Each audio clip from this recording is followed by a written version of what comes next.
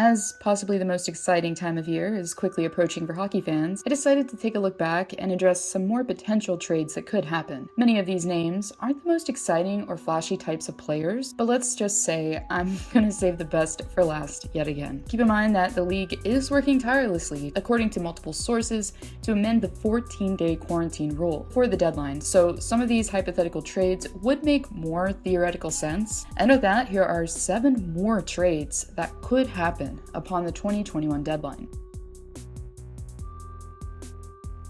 As the spotlight unfortunately continues to be on Buffalo, for all the wrong reasons, it's beginning to look a lot like most of their players will be available, aka Buffalo will be bearing the same slogan my home state of West Virginia did for ages: open for business. With that being said, besides Jack Eichel and Taylor Hall being obvious targets, you also have depth center Eric Staal up for grabs. Staal, who along with other acquisitions, hasn't been able to acclimate like the Sabres would have hoped. Regardless, the forward in his last season with Minnesota was one of their top producers with 47 points in 66 games played. Therefore, in theory, the veteran still has value and could help supplement any cup contenders line at center while slotting in at the second or third line position. And while there are tons of teams that could use his services, there's only one where true sentiment lies. Insert the Carolina Hurricanes. As most of us know, Eric Staal was the former Canes captain and was a core piece for the Canes in capturing their first and only Stanley Cup. Not only is his younger brother Jordon still suiting up for the squad, but Staal's former teammate Rod the Bod Brindamore is the current head coach, something that clearly wasn't an issue for the last member of the Cup team to return in Justin Williams. Therefore, taking all of this into account, Staal would be an ideal answer on the third line, as Jordan Matnook has only been able to muster 7 points so far in 22 games played, on a far more skilled and productive team that Staal has been on. Regardless, for Canes fans, it would be a homecoming that I'm sure most wouldn't mind entertaining, as reportedly, according to insider Pierre LeBrun, the team has already been pondering it. Similarly to Buffalo, the Predators are expected to be making plenty of moves on the deadline, and offseason as well. And the name that seems to be the top bargaining chip currently on the line is MATTIAS EKHOLM, as the defenseman has been one of the brighter spots on the team, as the Blue Liner currently has the same number of goals as Roman Josi and Ryan Ellis combined, despite playing lesser games. Therefore, for any team looking to add stability on the back end paired with some offensive flair when needed, EKHOLM could be the perfect asset to aid in a cup run. One team that definitely could use some help defensively is the Philadelphia Flyers, as Shane Gostisbehere, who is way more offensively oriented, is currently playing with Ivan Provorov, who currently has 2 documented takeaways and 24 giveaways. I think adding some stability beside Ghost, who has been heating back up lately, would make theoretical sense, as the two would hypothetically complement each other much better. As the absence of Matt Niskanen has been greatly felt for a while now, the Flyers would be smart to add a type of player that hasn't really been around since Chris Pronger.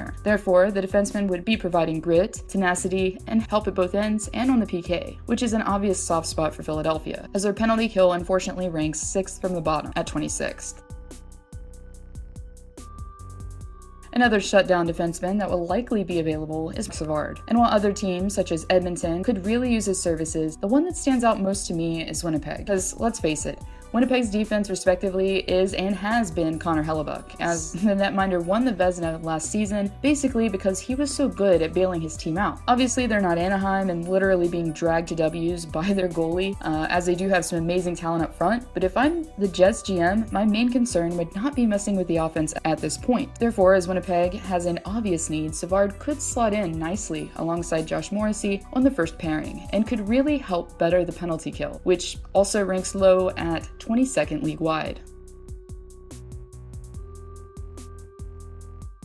And back to the Music City we go, where, as I mentioned, several players will be likely available for the taking. Among them, besides obviously EKHOLM, is FILIP FORSBERG. While Nashville probably won't be hesitant in giving him away, the issue with this assumption will all hinge on the GM's capabilities to juggle the cap space that receives him, as FORSBERG, who still has another year on his contract after this season, valued at $6 million, won't be able to be a rental like several other players on this list. But if there's one GM that has the capability and the need for the forward, I'm putting my money on Lou Lamoriello. Knowing how Trotz also prefers to run the ship with 4 steady lines, inserting FORSBERG into the lineup, who can play center or wing, would be an ideal boost for a team who mainly relies on Matt Barzal for offense, as FORSBERG, who has been averaging a point per game on a struggling team, team would be the perfect solution for anyone that's looking for offensive expertise. Taking a deeper look, it seems like Jean-Gabriel Pageau's line has been more productive than the second overall, with Pageau having more points with 17 than all members on the second line. Putting FORSBERG on the line, whether it be center or wing, would possibly be enticing for Trotz if he's trying to balance out his lineup before the postseason. As we all know, that's how Islanders hockey is ideally played.